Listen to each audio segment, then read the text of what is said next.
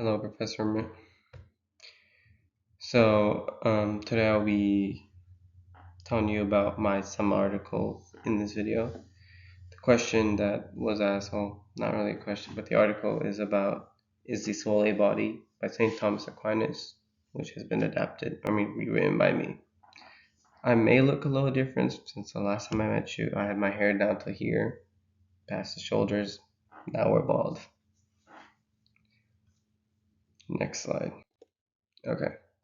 Objection 1. A soul is responsible for moving its body, but nothing can move another thing unless it moves. Let me explain the pictures first. It's bumper cars, right? For one bumper car to hit another bumper car and force it to move, the original bumper car has to be moving. So the original force has to have some force or momentum to hit the other thing and then move it. This line of reasoning suggests that the soul must be on the physical plane, as only bodies are capable of movement. One could understand it with the analogy of a bumper car. For a car to be bumped away, another car must meet it with force. Modern neurological studies also support this view that physical processes in the brain, such as the synapses, are necessary for one's movement. An example of this could be from Daniel Dennett's Consciousness Explained, which from my understanding explains that all human actions are fundamentally products of neurological activities, which could be considered movement. Objection 2. The ability to perceive and understand cognition. This relies on the similarity between the perceived and the perceiver. If the soul was not on the physical plane, it could not process physical things like touch, sound, and sight. This could be understood with the analogy that certain animal species will not come around other animal species unless they have some likeliness, in most cases, the same species. In Neurophilosophy by Patricia Churchland, she explains that perception of the brain is based upon its physical structures, which enables sensory data to be processed and recognized. So for the picture, the bison and the coyotes, wolves, whatever they may be, the predator-prey, always keep a distance as they have no form of likeliness, right? But if there's some similarity, then it's to be understood that they come together like maybe a tiger and liger, the mixed breed that they've come up with. So in terms of this, since the argument is that since the soul is on a different plane of understanding, there's with no likeliness or with no similarities, it cannot understand the physicality of the world or the physical aspect. Objection number 3 is for one soul to move the body, there must be some form of physical contact between the body and the soul, and the physical contact can only happen between physical entities. So to clarify, the difference between objection 1 and objection 3 is that there is the actual physical touching of the two, and there's the force moving and then touching and then pushing the other one away.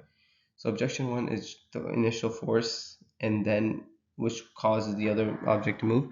Objection 3 is just them being both on the physical plane and having that contact, right? One could understand it with an analogy again for bumper cars, which I just said. They both have to be on the physical plane for them to bump into each other. While in objection 1, it's the actual action of bumping which counts, which is referred to. This is shown in Jae-Gwon Kim's cannot pronounce that.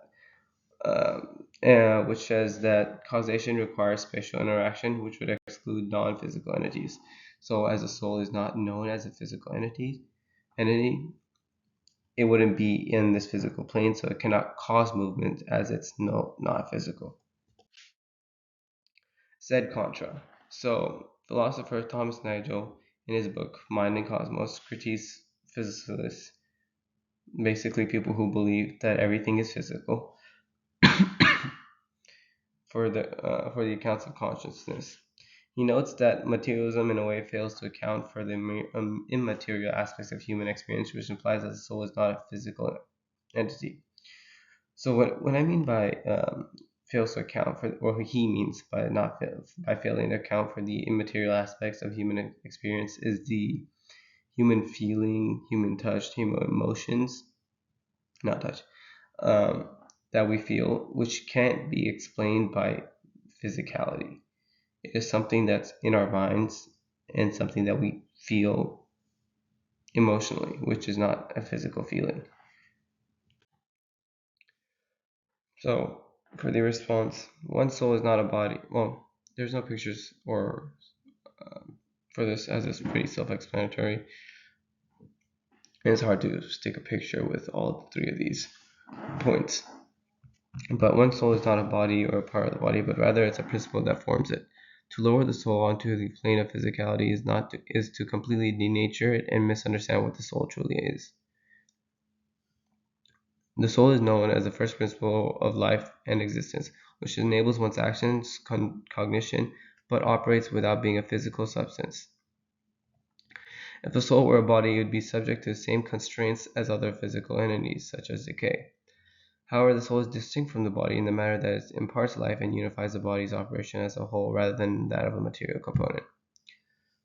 Modern science has yet to locate a particular location for one's life within the human body. This highlights that life arises from a principle that does not belong on the materialistic plane, but one that surpasses it.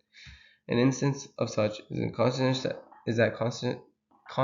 as it remains a mystery that modern scientists and philanthropists cannot fully explain, as it involves subjective aspects that aren't reducible to the physical plane.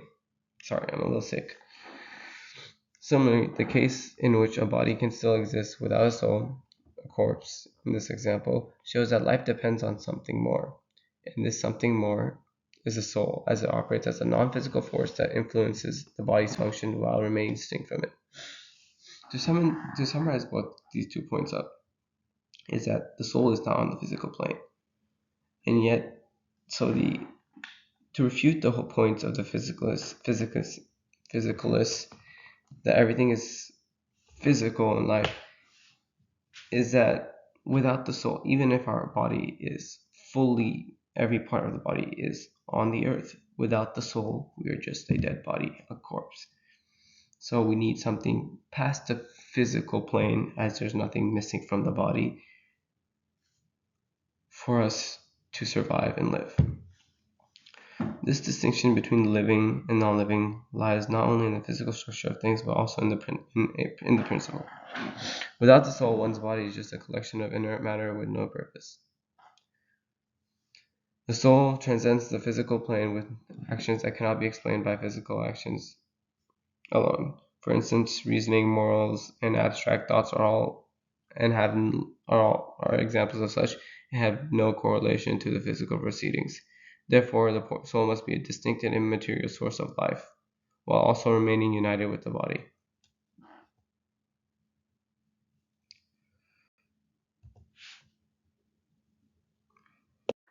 So, reply to objection 1 is that not all movers are physical. For instance, gravity moves an object without contact, and the soul can similarly act as such an immaterial cause. Dunn's claims about brain processes do not exclude non-material principles like the soul as a source of motion. He does not cover this line of reasoning, which refutes his argument. So this is like the original, the bumper cars. There needs to be some form of action to cause another action, right? As they come, hit, and one pushes the other. We have a good example that kind of refutes this that we all come across. Gravity. Gravity doesn't move, it just pulls down everything. Such as this example right here. So reply to objection 2 is that cognition does not always require physical likeness, as it can work through abstract representation. So this is basically explaining how the synapses, whenever something comes to the brain, is no longer the actual physical state. It's now abstract patterns that the brain sends and then understands. So there is no physical likeness, which again refutes the argument. that was previously stated, that there needs to be some form of physical likeness for the soul to understand the physical world. Reply to objection 3. Movers do not require physical contact with one another. This is explained with quantum entanglement, a phenomenon where two things can come into contact over vast distances. This line could be used to understand that the soul's influence over the body. The soul needs not interfere with the physical plane, as with explanations like this one, the one presented before it can influence the body's action. So with objection 3, it was basically upon the physical contact needing to be there, right? This is without actual physical contact. It's somewhat like gravity, as again, it can be moved. Think about this, it's called an electron with the neutron of, the nucleus of an element. So much can happen with just forces that some we can explain, some we can't. And the soul could be one of these. And this is the end. Thank you for listening.